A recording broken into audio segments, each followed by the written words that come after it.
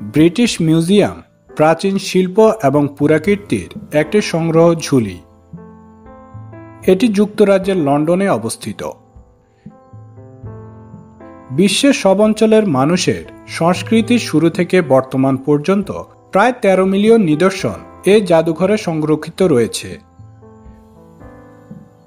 1753 সালে প্রতিষ্ঠিত এই জাদুঘরের লক্ষ্য হল মানব সংস্কৃতির শুরু থেকে বর্তমান দিন পর্যন্ত তার গল্পকে নথিভুক্ত করা এবং চিত্রিত করা। এটি এমন একটি জায়গা যেখানে আপনি প্রাচীন মিশরীয় সমাধিগুলির মধ্যে ঘুরে বেড়াতে পারেন, দুর্দান্ত গ্রিক ভাস্কর্যগুলিতে বিস্মিত হতে পারেন এবং বিশ্বজুড়ে সভ্যতার শৈল্পিক দক্ষতা অন্বেষণ করতে পারেন।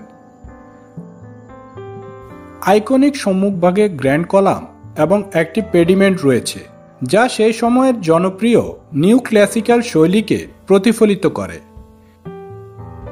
জাদুঘরের কেন্দ্রীয় আঙ্গিনা Great Court Sir Norman Foster দ্বারা পুনরায় ডিজাইন করা হয়েছিল এবং 2000 সালে একটি অতি আশ্চর্য কাচের ছাদ দিয়ে পুনরায় খোলা হয়েছিল।